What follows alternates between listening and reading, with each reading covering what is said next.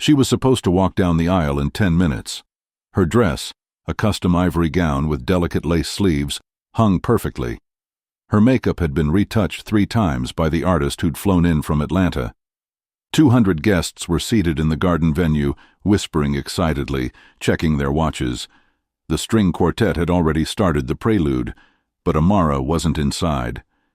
She sat alone in her car in the parking lot, hands trembling so violently she could barely hold her phone. Mascara streaked down her cheeks in black rivers. Her carefully pinned hair was coming undone. And in her lap, her phone screen glowed with a video she'd recorded just 1 hour ago, a video that made her stomach turn every time she replayed it. Her future mother-in-law, the woman who had hugged her at every family dinner, who had helped her choose the wedding flowers, who had called her daughter with such warmth it made Amara's heart swell. That woman had been hiding something so devastating, so unthinkable, it made Amara question whether she even knew the man she was about to marry. What could a mother possibly do, on the morning of her son's wedding, that would leave a bride shattered in a parking lot, choosing between love and truth? What secret could be dark enough to destroy a family in a single moment? Before we unravel this heartbreaking story, let us know in the comments where you're watching from. We'd love to hear from you, and if you're new here, click on the subscribe button so you never miss any of our upcoming videos. Amara Collins was 28 years old when she met Daniel Hayes. She'd grown up in a small apartment in Philadelphia, raised by a single mother who worked double shifts as a nurse just to keep the lights on. Amara learned early that love wasn't about grand gestures or fairy tales. It was about showing up, about consistency, about truth. She put herself through college, graduated with honors, and built a quiet but successful career as a marketing consultant. She wasn't looking for a prince. She was looking for a partner. And when she met Daniel at a mutual friend's birthday party, something just clicked. He was 31, tall with an easy smile, the kind of guy who remembered your coffee order and texted you good morning without trying too hard. He worked in finance, came from money, old money, the kind that came with a sprawling estate in the suburbs and a mother who threw charity galas like other people threw barbecues. But Daniel wasn't like that. He was humble, grounded. He told Amara he wanted to build something real, something that didn't depend on his family's name.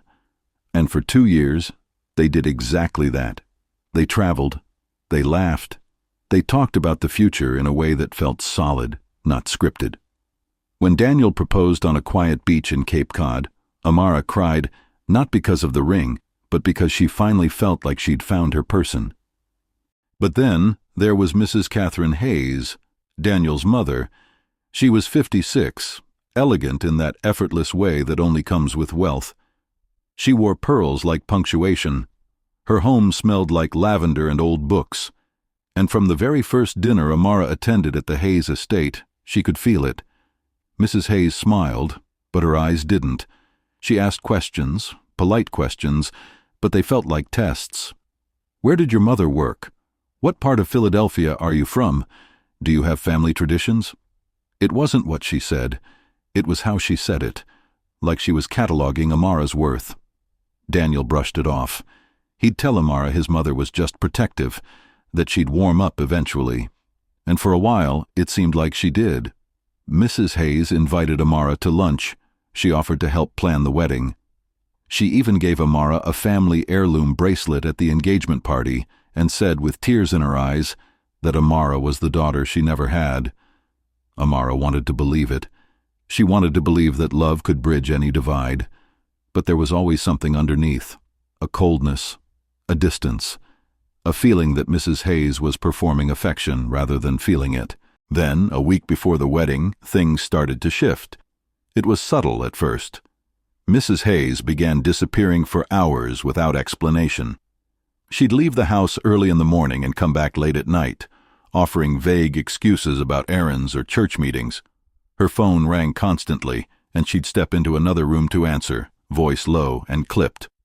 One afternoon, Amara stopped by the Hayes estate to drop off some wedding favors, and she found Mrs. Hayes in the study with the door locked. When she finally emerged, her face was pale, her hands shaking slightly.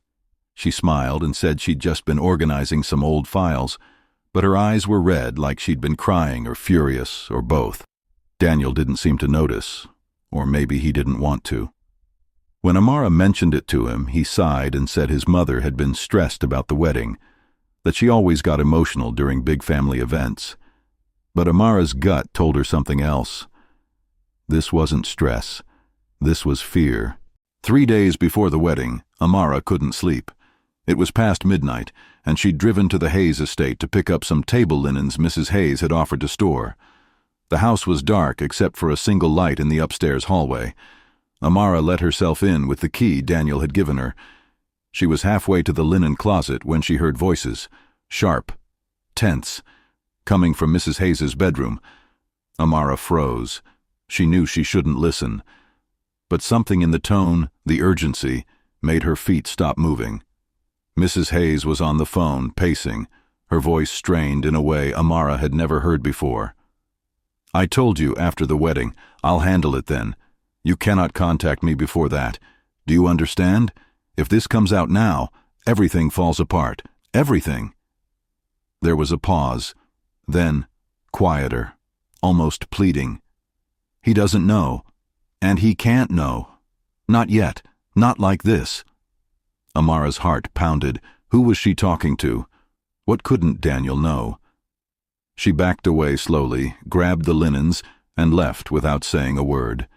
That night she lay awake next to Daniel, staring at the ceiling, replaying the conversation in her mind over and over. She wanted to tell him. But what would she even say? Your mother is hiding something? Based on what? A half-heard phone call? She didn't want to be the paranoid fiancé. She didn't want to plant doubt where there might be none, so she stayed quiet. But the unease gnawed at her. The morning before the wedding, Mrs. Hayes announced she'd be gone for the day. She told Daniel she was attending a church retreat upstate, something she did every year before major family events. She kissed his cheek, told him she'd be back by evening, and left in her silver Mercedes. Daniel didn't question it, but Amara did. Everything about it felt wrong. The timing, the vagueness, the way Mrs. Hayes wouldn't meet her eyes when she said goodbye. So Amara made a decision. She told Daniel she had a last-minute dress fitting. Then she got in her car and followed Mrs. Hayes. She kept her distance, heart hammering, hands gripping the steering wheel so tightly her knuckles turned white. She told herself she was being ridiculous, that she'd follow for a few miles, realize it was nothing, and turn around. But Mrs. Hayes didn't go to any church. She drove north for nearly an hour, past the suburbs, past the small towns, into a stretch of winding country roads lined with trees. Finally, she turned onto a narrow gravel driveway that led to a secluded estate, older and smaller than the Hayes home, but still grand in a faded, forgotten way. Amara parked her car behind a cluster of trees and watched. Her phone was in her hand, recording, though she wasn't sure why. Instinct, maybe, or evidence. Mrs. Hayes stepped out of the car, and within seconds, a man emerged from the house. He was younger than her, maybe early 40s, with dark hair and a weathered face. He wasn't dressed like someone from her world. Jeans, a flannel shirt, work boots. And the way he looked at her wasn't polite. It was angry, desperate. Amara zoomed in with her phone camera, hands shaking, trying to capture every detail. The man stepped closer to Mrs. Hayes, and they started arguing. Amara couldn't hear the words from that distance, but the body language said everything. He was gesturing wildly. She was shaking her head, stepping back, her arms crossed defensively. And then, he said something, loud enough that Amara caught fragments through the wind. "You can't hide this forever, Catherine. He deserves to know who his real father is." Amara felt the air leave her lungs. His real father. Mrs. Hayes grabbed the man's arm, hissing something Amara couldn't make out. Then she reached into her purse, pulled out an envelope, thick with what looked like cash, and shoved it into his hands. He stared at it, then at her, and said something that made her flinch. "This won't make it go away, you know that." Mrs. Hayes turned and walked back to her car without another word. Amara ducked lower, heart racing, as the Mercedes pulled out of the driveway and disappeared down the road. She sat there for a long time, trying to process what she'd just seen. Who was that man? Was Daniel not actually Mr. Hayes's son? Was that why Mrs. Hayes had always been so cold, so controlling, because she was hiding a secret this entire time? Or was there something even worse going on? Amara drove home in a daze. Her mind was spinning. She had the video. She had proof that something was happening. But proof of what, exactly? An affair from decades ago? A paternity secret? Blackmail? She wanted to go straight to Daniel and show him everything. But every time she imagined that conversation, she saw his face crumbling. She saw their wedding imploding. She saw his family torn apart. And what if she was wrong? What if there was an explanation she wasn't seeing? So she decided to wait. Just until after the rehearsal dinner that night. She'd find the right moment to talk to Daniel privately, calmly, away from everyone else. But Mrs. Hayes didn't give her that chance. That evening, while Daniel was greeting guests downstairs, Mrs. Hayes appeared in Amara's dressing room. She closed the door behind her. Her face was calm, but her eyes were sharp, cold. "I saw your car this morning," she said quietly. "On the road behind me." Amara's stomach dropped. "I don't know what you think you saw," Mrs. Hayes continued, her voice steady, controlled. "But you need to stay silent, for Daniel's sake, for your own." Amara found her voice. "Who was that man? What's going on?" Mrs. Hayes smiled, but it didn't reach her eyes. "You think you know my son. You think you know this family, but you don't. And if you love Daniel, if you truly love him, you'll walk down that aisle tomorrow and say nothing, because if you don't, this wedding won't happen, and I will make sure you regret it." Amara spent the rest of the night in a fog. She smiled through the rehearsal dinner. She laughed at the toasts. She held Daniel's hand and pretended everything was fine, but inside, she was screaming. That night, after Daniel fell asleep, she sat on the bathroom floor with her phone and called her best friend, Tola. Tola had known Amara since college. She was a lawyer, sharp and fearless, and she'd never fully trusted Mrs. Hayes. When Amara told her everything, sent her the video, Tola went silent for a long moment. Then she said, "You need to find out who that man is, now." They spent the next 3 hours digging. Tola had access to public records databases through her firm. They ran the address of the estate Amara had followed Mrs. Hayes to. It was owned by a man named Thomas Brennan. He was a former employee of Hayes Financial Group, the company Daniel's late father had built. He'd been fired 15 years ago under accusations of embezzlement. But according to the records Tola pulled, the charges had been dropped due to lack of evidence. And there was something else.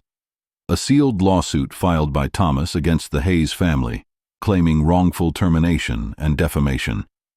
It had been settled out of court. The details were private, but the timing lined up with when Mrs. Hayes had supposedly begun her so-called church retreats. Tola's voice was grim. "Amara, I don't think this is about Daniel's paternity. I think this is about money, a lot of it." They kept digging. By 3 in the morning, Tola had found a trail. Financial records, old news articles, court filings. It turned out that after Mr. Hayes died 5 years ago, Mrs. Hayes had taken control of the family's finances, and according to an anonymous tip filed with the state's Financial Oversight Board, which had gone nowhere, there were discrepancies in the company's accounts. Millions of dollars had been moved, reclassified, hidden in offshore accounts. The accusation was that Mrs. Hayes had embezzled from her own late husband's company and framed Thomas Brennan to cover her tracks. And now, it seemed, Thomas had evidence, and he was threatening to go public. The cash Mrs. Hayes had handed him wasn't a gift, it was a payment, hush money. And if he went to the press, if he exposed what she'd done, the Hayes family name would be destroyed. The company would collapse. Daniel would lose everything, and Mrs. Hayes would likely face criminal charges. Amara felt sick. This wasn't about love or secrets or family drama.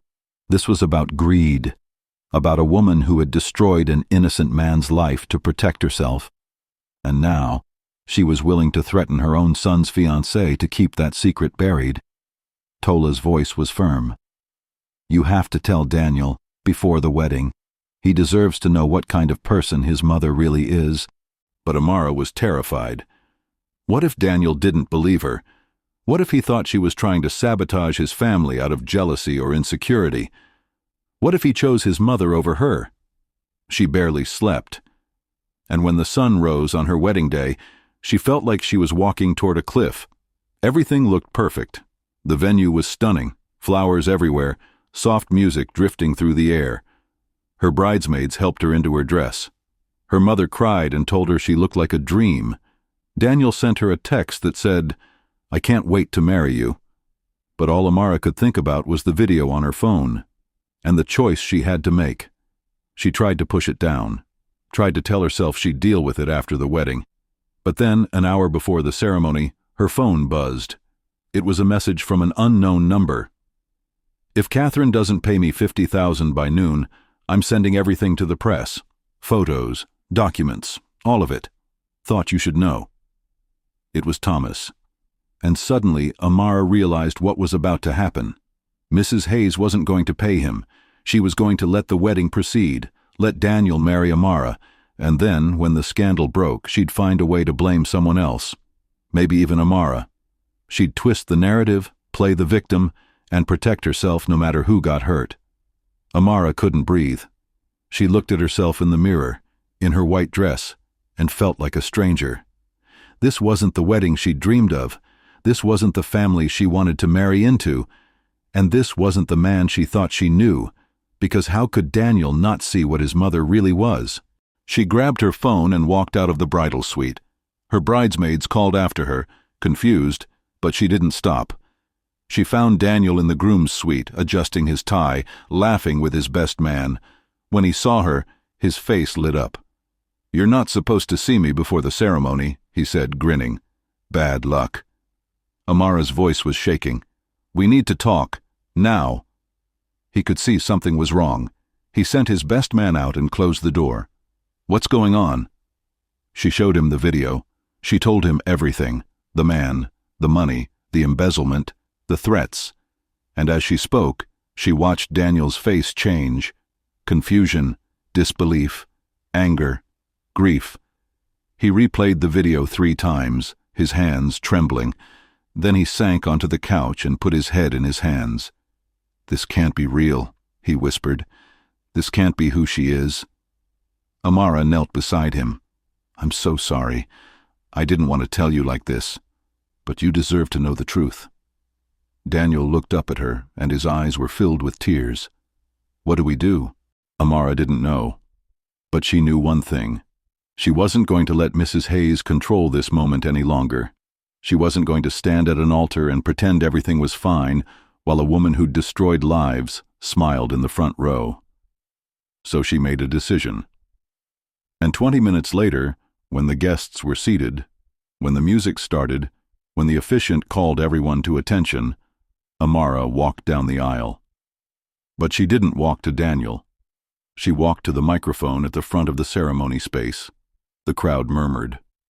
Mrs. Hayes, seated in the front row in a lavender dress and perfect makeup, looked up with a confused smile.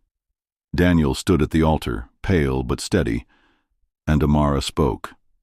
Her voice was quiet at first, but it grew stronger with every word. Before I say I do, there's something everyone here needs to know. She pulled out her phone, and she played the video on the projector screen behind her, the screen filled with the image of Mrs. Hayes handing cash to Thomas Brennan. His voice echoed through the speakers. You can't hide this forever. The crowd gasped. People pulled out their phones. Mrs. Hayes stood, her face draining of color. This is absurd, she said, her voice shaking. This is a misunderstanding.